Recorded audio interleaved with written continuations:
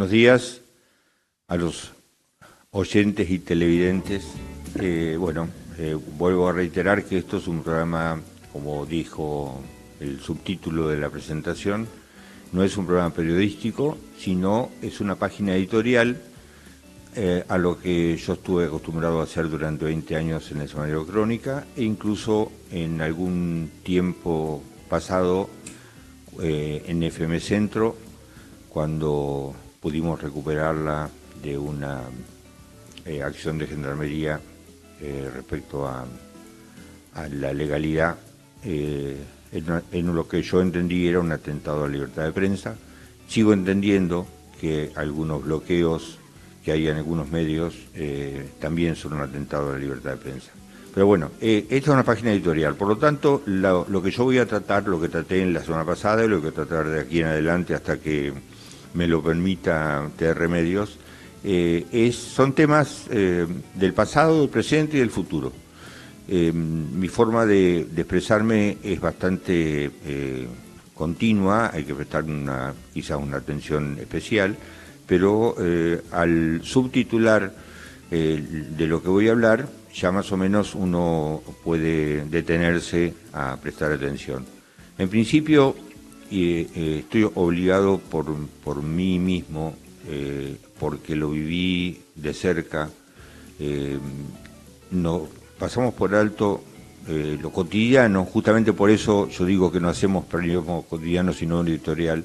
Lo cotidiano nos dejó pasar algo muy importante.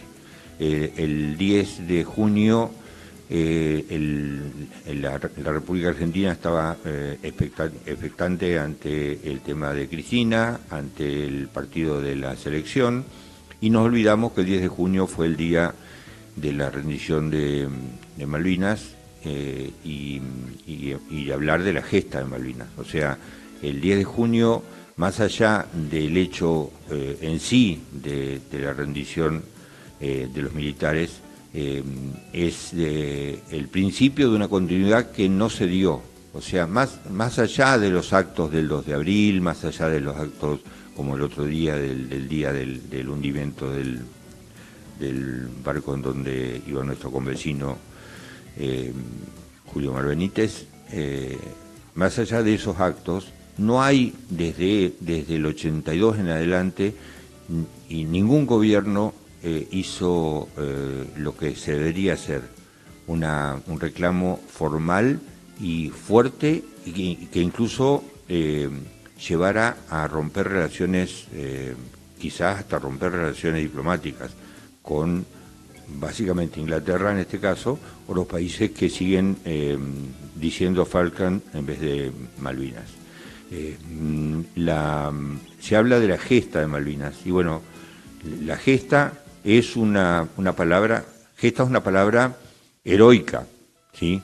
No olvidemos que fuimos a recuperar un territorio que por historia es nuestro, porque las tierras públicas no tienen escritura. O sea, los argentinos no tenemos una escritura sobre nuestro territorio que va de Tierra del Fuego a la Quiaca o sobre la Antártida. No hay una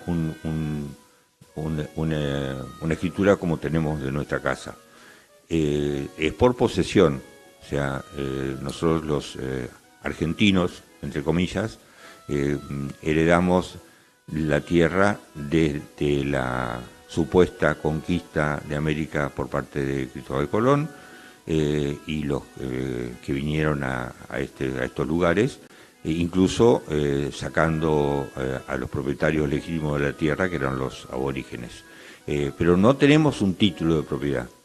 Sobre Malvinas, sin embargo, tenemos más que eso. Tenemos haber ocupado en principio, los primeros que llegamos a Malvinas fuimos los argentinos. Y de ahí fuimos desalojados por la violencia, por la fuerza, por los ingleses. Entonces, ahí sí podemos justificar por qué decimos que las Malvinas son argentinas. Entonces, si estamos peleando, y después voy a seguir desarrollando temas con este mismo criterio, si estamos peleando por algo que legalmente es nuestro, peleémoslo como debemos hacerlo. Entonces, vaya mi homenaje en general a todos los veteranos de Malvinas, a los muertos en Malvinas, y bueno, y vaya mi reclamo a que tantos años después ningún gobierno, ni Alfonsín, ni de la Rúa, ni Menem, ni Macri, ni el kirchnerismo, y bueno, y ahora tampoco Milei, porque Milei incluso llegó a hablar de Falkland en vez de Malvinas, nadie hizo lo que se debe hacer por un reclamo de tierras. Esto por ahí me lleva a hablar también de otro tema editorial, que es la situación en Israel y Palestina. También ahí hay una cuestión de que nadie otorgó títulos a nadie. Es una cuestión de quién estuvo primero en el lugar. En las dos cuestiones, tanto en quién es el verdadero propietario de la tierra prometida. De eso tenemos, tenemos la Biblia y tenemos historia, ¿sí?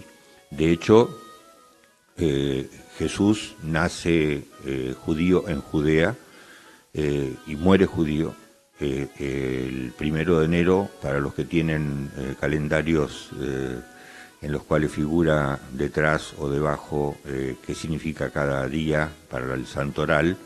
El 1 de enero dice día de la circuncisión del Señor. Si contamos los judíos, hijos de madre judía, somos circuncidados el 8º día de nuestro nacimiento. Jesús nació el 25 de diciembre, contamos de ahí 8 días, llegamos al 1 de enero. O sea que si Jesús nació en Judea, nació judío y murió judío, fue circuncidado, murió judío y fue enterrado como judío, la presencia de los judíos hace 2025 años es innegable. Y la presencia de los palestinos en la tierra, en la misma tierra, tiene una vigencia de 1600 años. Entonces, primer parte de eso. Después, el tema de la partición que se aceptó a nivel de las organizaciones mundiales, la partición de la tierra de Israel, en la cual Israel quedó con una porción, yo estuve, así que lo puedo corroborar, con una porción de tierra menor que Tucumán. Y los países árabes, en donde los palestinos vivían, quedaron con un porcentaje del 95% de la tierra. Y también la historia nos indica que los palestinos fueron expulsados de los países árabes y que los países árabes no los aceptan, y que Israel les cedió la Franja de Gaza y Cisjordania. También estuve ahí. Entonces, para analizar el conflicto que hoy vive Israel con Palestina, y en principio, sin negar responsabilidad al gobierno de Netanyahu, un gobierno de derecha, que uno puede no estar de acuerdo, yo no estoy de acuerdo, pero el inicio de lo que puede estar pasando en Palestina fue el 7 de octubre del 23, cuando Hamas invadió Israel por una frontera que no estaba custodiada, y atacó un evento cultural, un recital de música metálica, y mató 2.000 personas y secuestró 700. Entonces, la reacción es lógica. Ahora, los excesos pueden cuestionarse, y también es discutible. Ayer algo me molestó muchísimo. Vi en la Facultad de Filosofía y Letras de Buenos Aires, dentro del esquema de los reclamos por lo de Cristina, que va a ser el próximo tema que trataremos, bajaron desde la terraza una bandera de Palestina. Esto primero es confundir las cosas. Y segundo, yo invitaría a quienes hicieron eso a que vayan a Palestina, porque la mayoría de los que hicieron eso, sobre todo a nivel reclamo universitario, están a favor del aborto, a favor de las 3 inclinaciones sexuales, las 2 por nacimiento y la otra por decisión, o sea, el derecho a que los homosexuales vivan, se casen, vivan libremente en su calidad de elección. Esto en los países árabes es imposible. Las mujeres, por empezar, yo invitaría a que algunas de las mujeres que estaban en ese reclamo, incluso por nombre y apellido, a Miriam Bregman, legisladora que se expresó varias veces respecto a este tema, a que vaya con un top y un mini short a algún país árabe o a la misma Gaza a ver qué es lo que le pasa. La lapidación es el castigo sin juicio. Acá, por eso digo que voy a hilar esto con lo de Cristina. La lapidación, que consiste en enterrar a una persona dejándole la cabeza afuera del entierro y tirarle piedras, lápida es un sinónimo de piedra, hasta que se muere. Una mujer que comete adulterio, pero una mujer que solamente muestra su rostro o que tiene un amigo varón, esa mujer sin juicio previo es condenada y el efecto es la lapidación. Entonces, si vivimos en un país, en un Estado de Derecho como es la Argentina, si vamos a cuestionar, y ahora lo voy a profundizar, pero si vamos a cuestionar la juridicidad de la condena a Cristina, también deberíamos cuestionar con el mismo criterio los tres poderes. Si cuestionamos el Poder Judicial porque decimos que Cristina fue condenada, es una condenada política y no una condenada por un delito, si decimos que los medios de prensa influyeron, si decimos que el Poder Ejecutivo influyó, entonces también empecemos a cuestionar lo que está pasando en las cámaras legislativas, incluso lo que está pasando a nivel del Poder Ejecutivo. Fíjense que una de las reacciones sin sentido del día que se supo la condena a Cristina, que fue la invasión a TN, en general los medios de Canal 13, con destrucción, con violencia de cosas dentro del lugar y de autos de empleados, ni siquiera el auto de Mañeto, sino autos de la maquilladora y de uno de los productores, y uno de los que ya está identificado y que fue detenido en el día de hoy fue secretario del ministro del Interior durante el gobierno kirchnerista. Entonces, si estamos en un Estado de Derecho, aceptemos que estamos en un Estado de Derecho. Yo no tengo ninguna duda de que el proceso a Cristina tiene que ver con una cuestión de corrupción, enriquecimiento comprobado, porque si la cifra que en la condena se le exige a Cristina que devuelva es de 85.000 millones de pesos, esa cifra no puede estar justificada por lo que decía Cristina o por lo que decía Néstor en su oportunidad respecto a su tarea como profesionales, como abogados en Río Gallegos. Esto es imposible.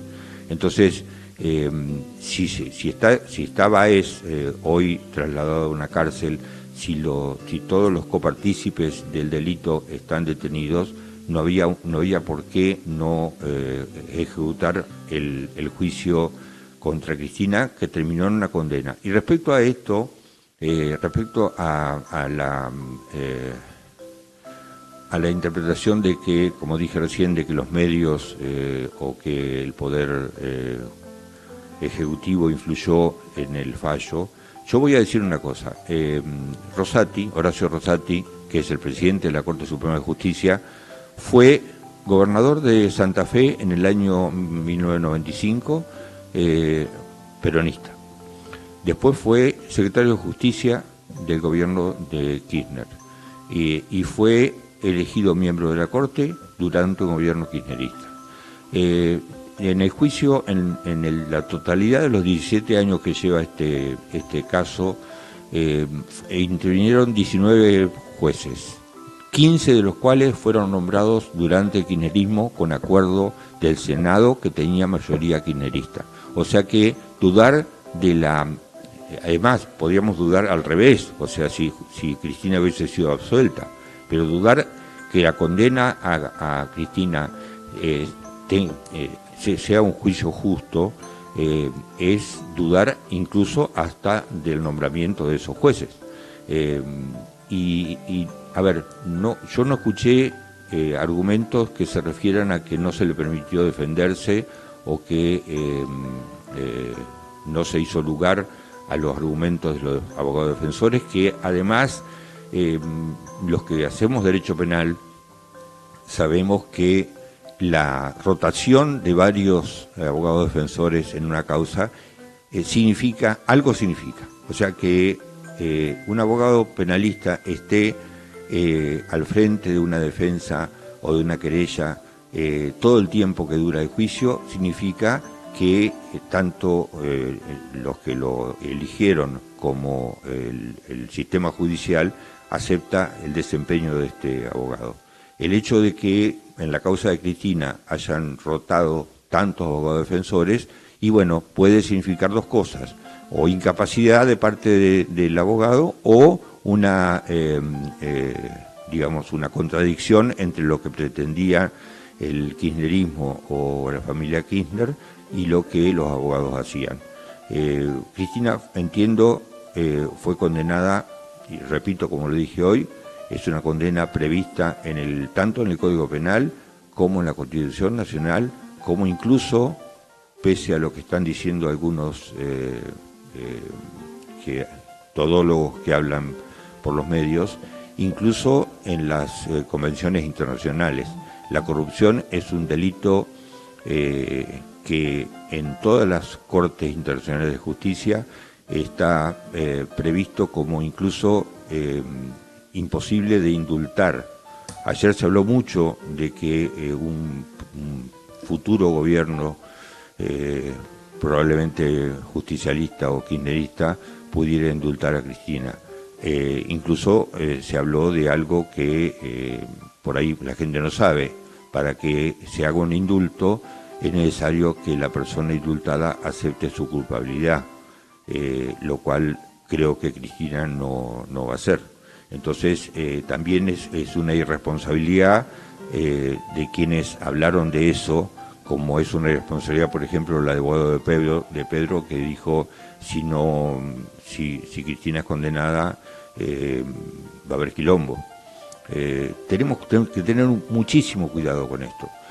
También cuando, mirando desde el otro lado, a los que critican a Cristina, que sale al balcón sonriendo y que le habla a los que están en el barrio en la esquina donde ella vive, en la casa de su hija, y donde probablemente cumpla la prisión domiciliaria. Cristina en este momento no está presa, ¿sí? No está detenida, está condenada, pero tiene 5 días hábiles para presentarse en Comodoro Pi. Tampoco sabemos, y lo hablo con conocimiento de causa, porque obviamente la gente sabe que mi especialidad en Derecho es lo penal, tampoco sabemos si ese día va a quedar efectivamente detenida, si le van a aceptar el pedido de la domiciliaria, que en principio por la edad le correspondería, aunque hay excepciones. Tampoco sabemos si le van a dar 5 días más para que se presente.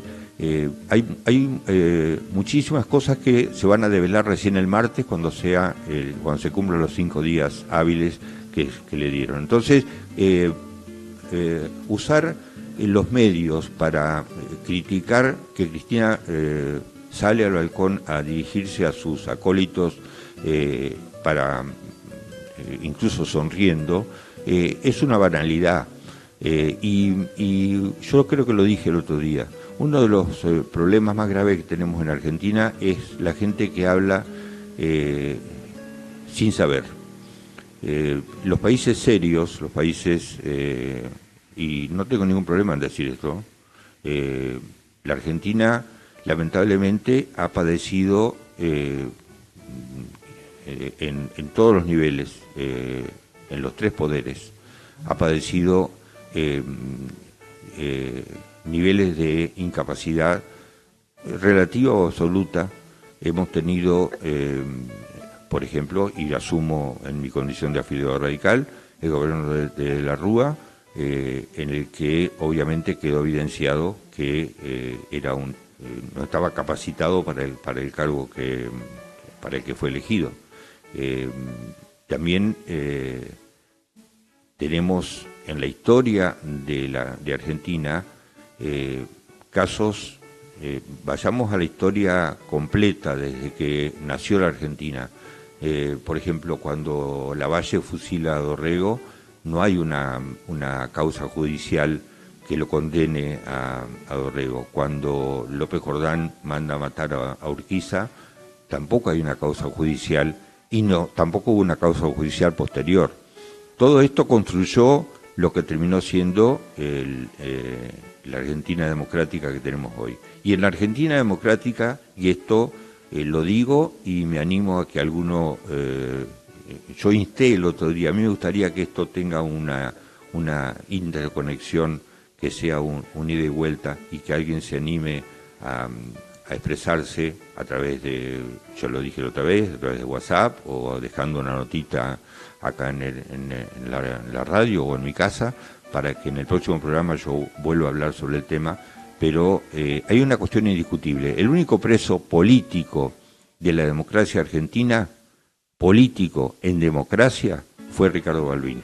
Ricardo Balbín fue detenido en el año 1950, gobierno peronista, se le acusó de desacato al presidente de la Nación, estuvo casi un año preso y fue liberado. Se negó a que lo indulten justamente por esto, la misma razón que yo dije hoy, y él justificó con una frase que a mí me quedó siempre grabada, que las personas libres y justas estemos detenidos, es bueno, porque esto nos va a demostrar dónde deberían estar los delincuentes. O sea, si estamos nosotros en este lugar, cuando salgamos vamos a saber dónde en realidad deben estar los delincuentes. Y si el Código Penal fue aprobado, fue votado y no fue vetado, y está vigente, y tiene entre los delitos el delito de corrupción, y esto tiene un proceso justo. La condena a Cristina no es una condena política, sino es una condena penal. Si no hacemos caso a esto, está bien, hoy un defensor de la causa, que la comprendo perfectamente y no voy a cuestionar esto porque respeto muchísimo el derecho de expresión, mientras no ofenda a alguien o al otro. También voy a hablar sobre esto dentro de un ratito. Pero digo que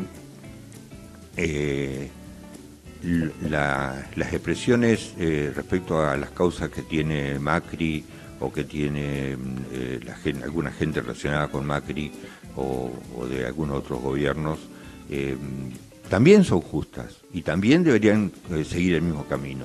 Entonces deberíamos protestar, no porque Cristina esté condenada, deberíamos de alguna manera hacer un paro o hacer alguna marcha o poner abogados querellantes que cuestionen por qué esas 17 causas que se mencionan que tiene Macri no llegan a un final. Porque si no, vamos a volver a lo que yo dije hoy, a insinuar que desde el Ejecutivo o desde el Poder Legislativo o desde el Poder Económico, o como dijeron ayer, fue condenada por el Fondo Monetario.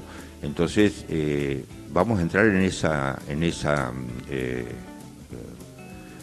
dilación de la verdad. Cuando yo dije recién, vuelvo a reiterar un tema que traté en la edición anterior, en el editorial anterior, y que me preocupa seriamente porque yo vivo en Entre Ríos. Dije que hace más de un mes el gobernador de la provincia, que también tiene una causa, ¿sí? Recordemos, ahí, porque se habla de Uribarri, de Báez, el cuñado Uribarri, de Cuéllar, pero también tiene una causa penal en Entre Ríos, Rogelio Frigerio. Entonces, cuando se dijo hace un mes y pico, lo dijo Frigerio, creo que con Gustavo Ein al lado, que se había investigado, se había descubierto que había 800 contratos truchos, gente que cobraba sin trabajar. Se dijo ese mismo día que iban a dar los nombres. Bueno, un mes y medio después los nombres no se dieron. Entonces, en una página editorial, el editorialista tiene que preguntar ¿por qué? ¿Qué pasó? ¿Por qué no se dieron? ¿No lo tienen a los nombres o alguien les dijo? Yo tengo una experiencia que creo que la conté el otro día. Cuando estaba en la cooperadora de Escuela 9, fuimos a Paraná a reclamar porque no llegaba una partida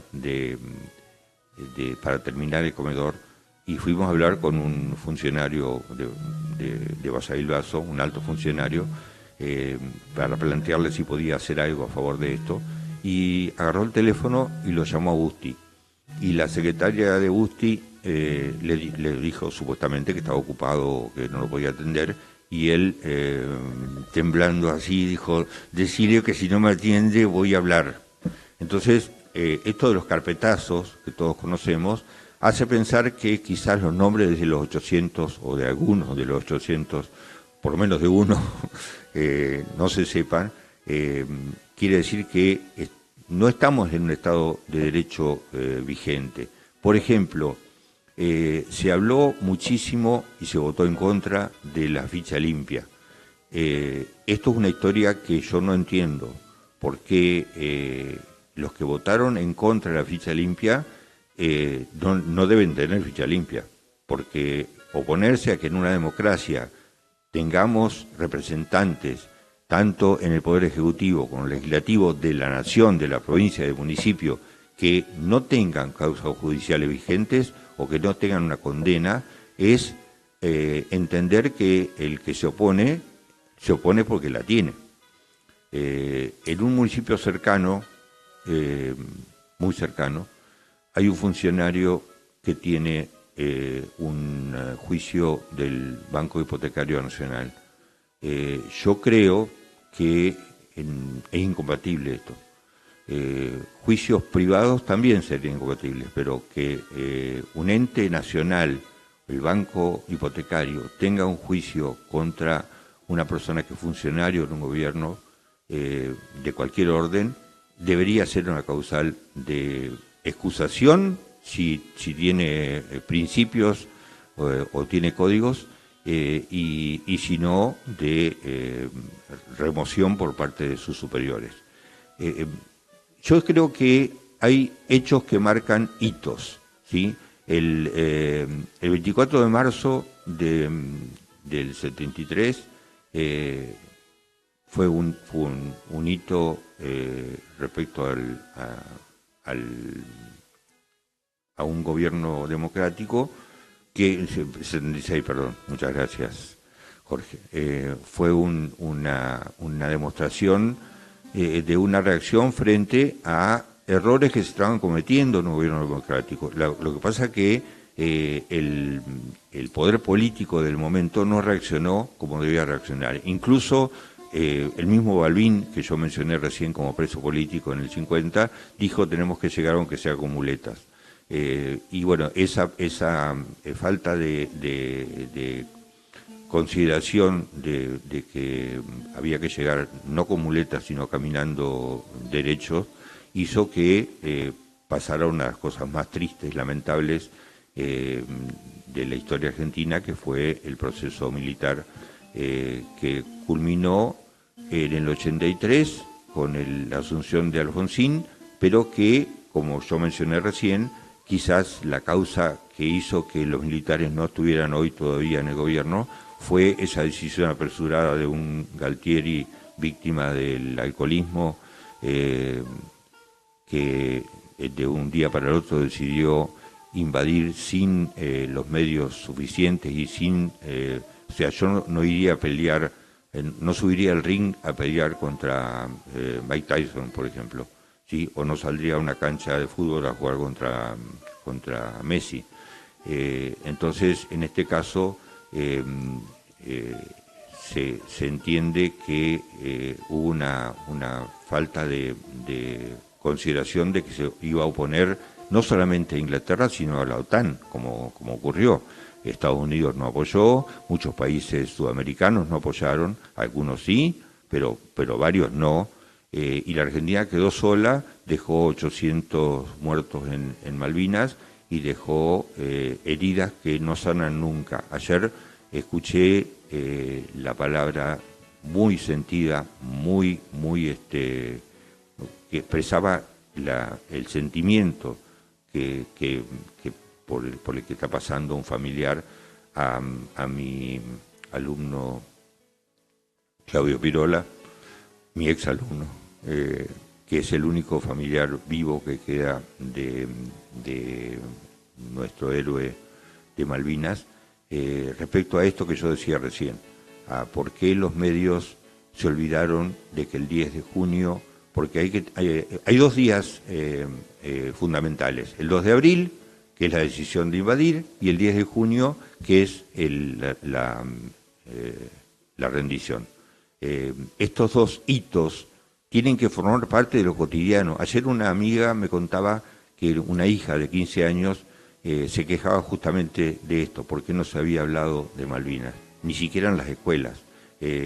Estamos en el mes del aniversario de Basavilbaso, el municipio está todos los días mostrando cuáles son los actos que se van a hacer durante el mes del aniversario, y bueno, creo que hubiese correspondido dentro de eso, porque Basavilbaso es Argentina, no estamos en otro mundo, hubiese correspondido que el 10 de junio se hiciera algo. Acá en Basavilbaso hay, aparte de nuestro héroe, hay veteranos de Malvinas y hay algunos otros que cayeron, pero que quizás no tienen la entidad que tiene lo que hizo Julio Omar Benítez, porque digamos que él murió en una acción de guerra.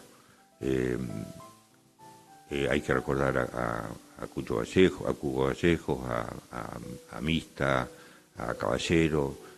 No se puede olvidar eso, es imposible. Desde los medios o desde el gobierno es imposible que esto se olvide. Y bueno,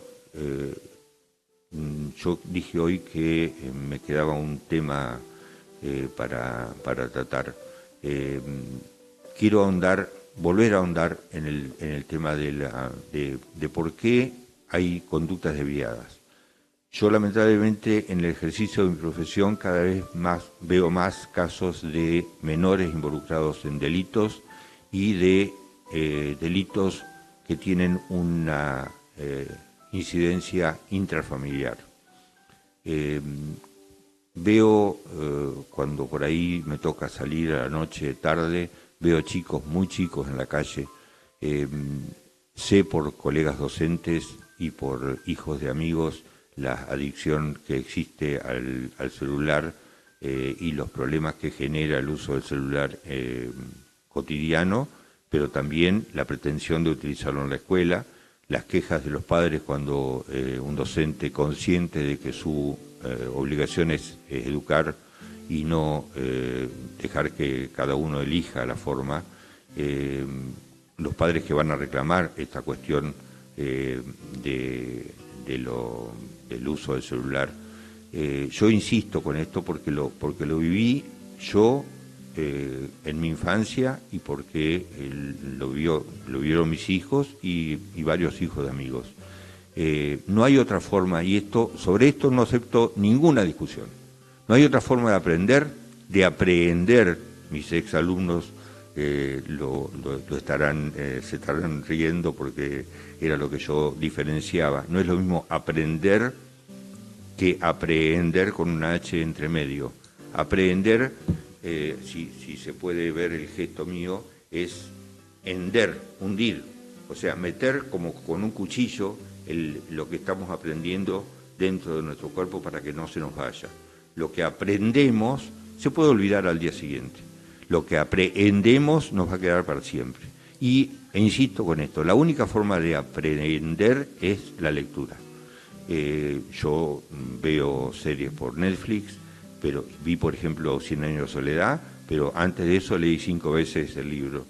Y hablábamos recién, antes de entrar en vivo, hablábamos de la falta de ortografía de la gente. Y hay mucha falta de ortografía que obedecen a no pensar cuando estamos escribiendo, a confiarnos en el corrector de lo que estemos utilizando, el celular o la computadora, pero la mayoría de los horrores ortográficos lógicos. Yo recién le comentaba, por ejemplo, una persona que me habla de una hidrolavadora, por ejemplo, y pone hidro sin H. Esto es desconocer que hidro es agua y que es con H, ¿sí? O la tan mentada y discutida cuestión del hay con H, hay sin H, qué significa cada cosa. Yo recién lo felicité, y esto lo tengo que decir, lo felicité al técnico que está grabando el programa, porque en el texto que puso debajo, que yo le dicté, que puso debajo al comienzo, puso sino, todo junto, cuando decía esto no es periodismo, sino editorial. Entonces ese sino va todo junto. Hay mucha gente que dice, vos me entendiste, es lo mismo. Si yo pongo hay sin H, hay gente en la vereda de tu casa y lo pongo sin H, vos vas a entender que yo estoy diciendo que hay. Bueno, pero está mal escrito. Hay sin H es el dolor, es la onomatopeya del dolor. Ahí con H en el medio e I latina es indicar que en ese lugar hay algo. Entonces, por favor, tenemos dos bibliotecas, y acá también voy a entrar en otro tema. Es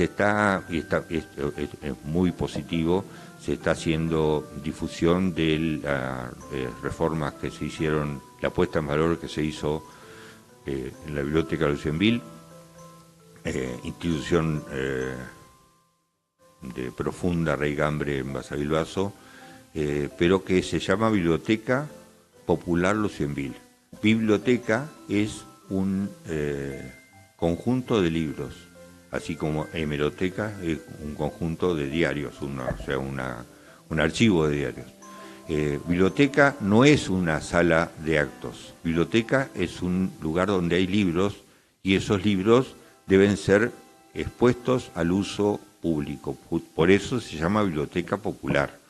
Y hace muchísimos años, y en esto yo puedo hablar personalmente, porque cuando yo integré la comisión directiva de la Asociación Historista de Basavilbaso, tenía como actividad principal el manejo del tema de la biblioteca, que estaba adherida a CONAVIP, que es la Comisión Nacional de Bibliotecas Populares, a la cual está adherida la Biblioteca Popular Luz Obrera, y es lamentable que, porque la calidad y la cantidad y la calidad de libros que tiene la Biblioteca Popular Lucienville es envidiable.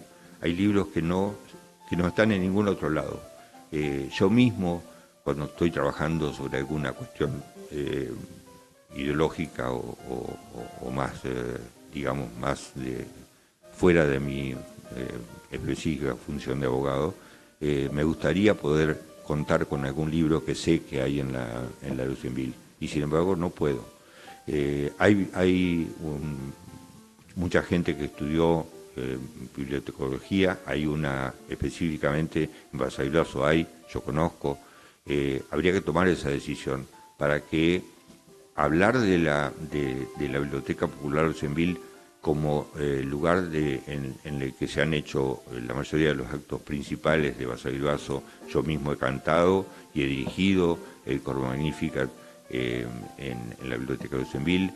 Han venido espectáculos teatrales, han venido artistas de nivel nacional a la Biblioteca de Lucienville como sala de actos, con una característica que no sé si existe en muchos lugares. La Biblioteca de Lucienville ha sido utilizada para hacer actos, digamos, laicos o incluso de religiones no del judaísmo, y sin embargo Al frente hay dos Maguen David, dos estrellas de David iluminadas, que no han sido apagadas nunca. O sea que la identidad, más allá del nombre Lucienville, que recuerdo es el nombre que tuvo la colonia, que sigue teniendo la colonia judía, que dio apoyo al crecimiento de Basavilbaso. ¿No? Recordemos que nuestra canción dice criollos, judíos y gringos. Lucienville es la villa de Lucien. Lucien era el hijo fallecido del barón Hirsch, y el barón Hirsch, sin conocer, porque esto es un error también que cometen los que no conocen, pretenden hacer creer que el barón Hirsch estuvo alguna vez acá. El barón Hirsch no vio nunca, no llegó a ver nunca la obra para la cual dejó los fondos disponibles, pero no era solamente traer los judíos de Rusia para que tengan un pedazo de tierra donde trabajar.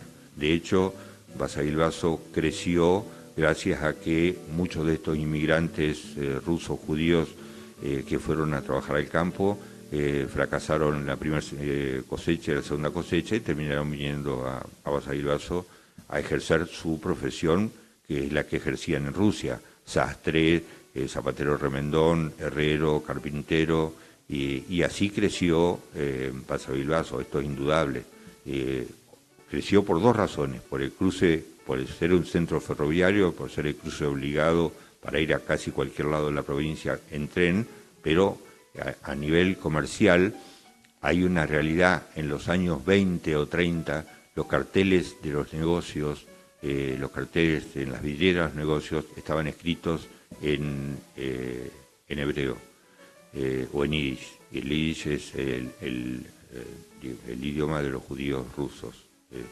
Una mezcla con los mismos caracteres del hebreo, pero un idioma más sajón, muy parecido al alemán y al inglés. Y esta realidad hace pensar que el judaísmo tuvo en Basavilbaso una importancia comercial e intelectual muy grande. Por eso, a mí me parece que entre las luchas que debemos llevar adelante, y lo expreso desde acá, y espero que alguien lo escuche y tome cartas en el asunto, es que, si no, cambiarle el nombre. La biblioteca Lucienville no nació como ahora, como es ahora. El hall no existía, la terraza, y fue progresando, pero siempre respetando que la finalidad principal era que haya una persona en diferentes turnos, y que uno se asocie a la biblioteca, sin ninguna consideración de religión o de dónde procedía, para retirar libros en préstamo y devolverlos. Y esto hace varios años que se dejó de hacer, lamentablemente. Entonces,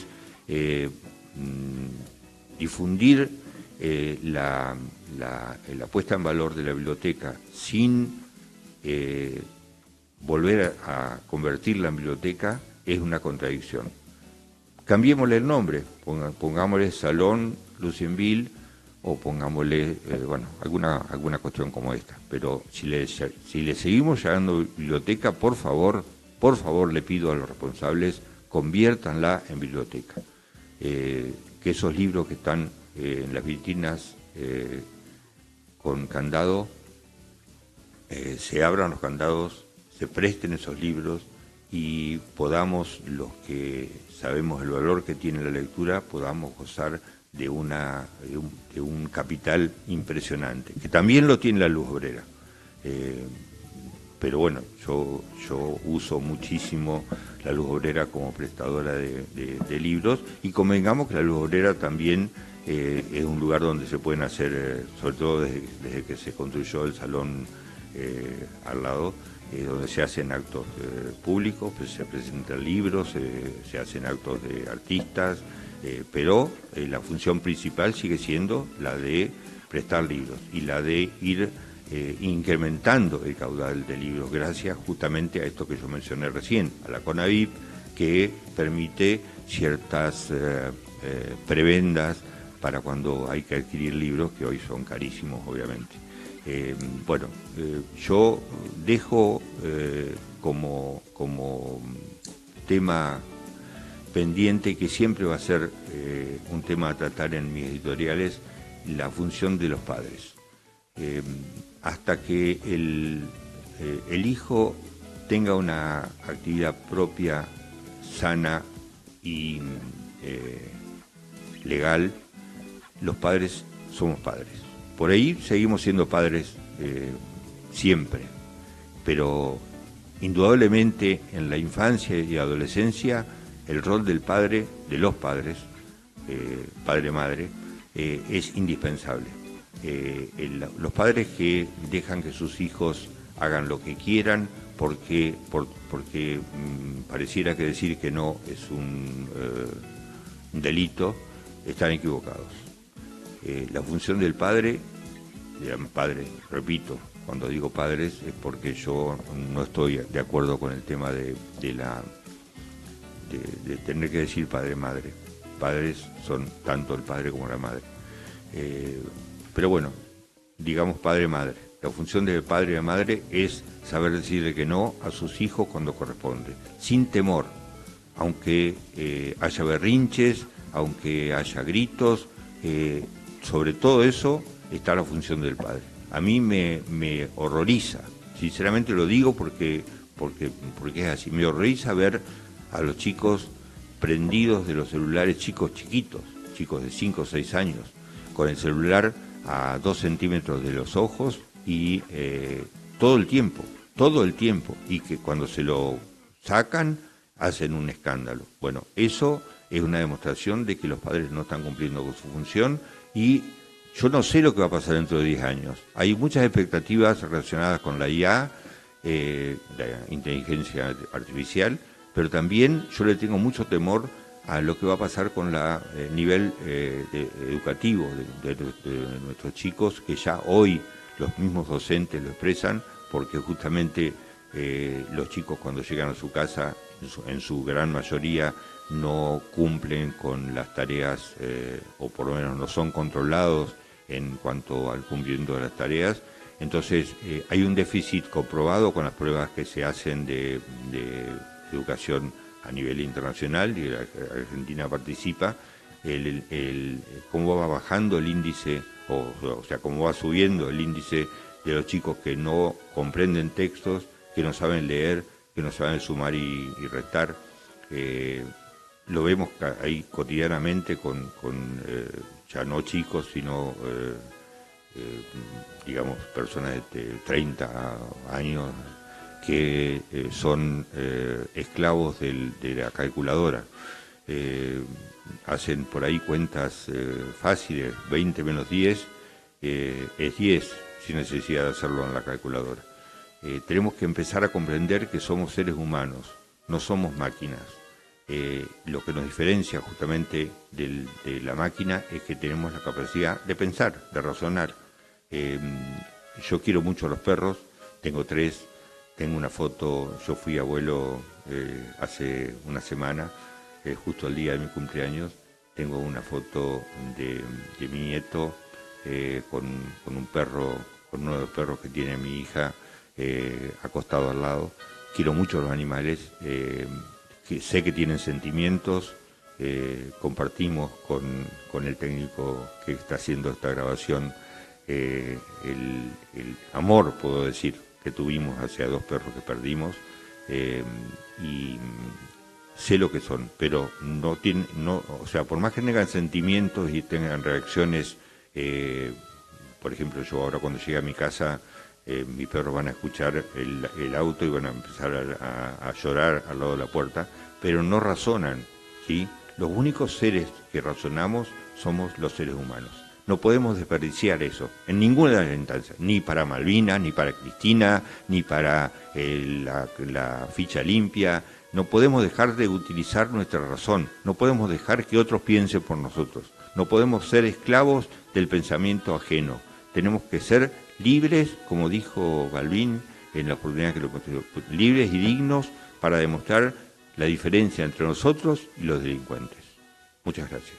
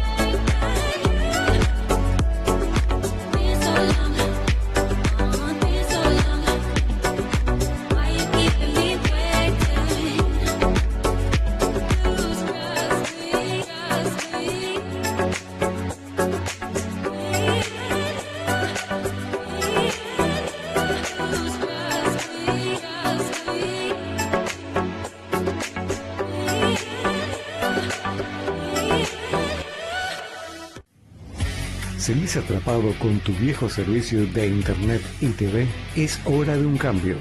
Conectate a Internet Services, la nueva era de Internet y TV HD a través de fibra óptica.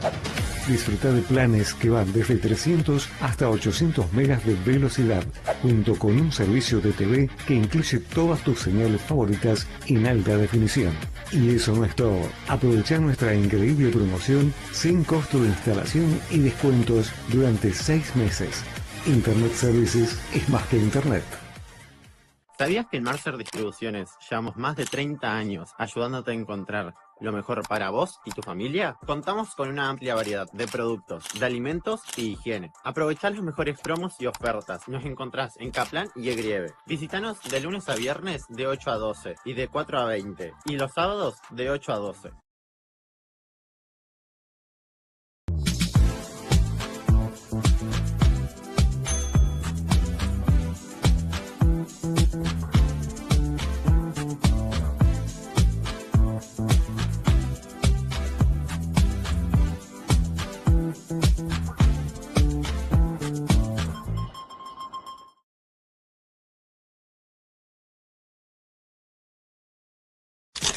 Participa en nuestro concurso por el aniversario de Vaso. Solo participás enviando una foto de Wasabil Vaso en formato horizontal a nuestro WhatsApp. ¡Wow!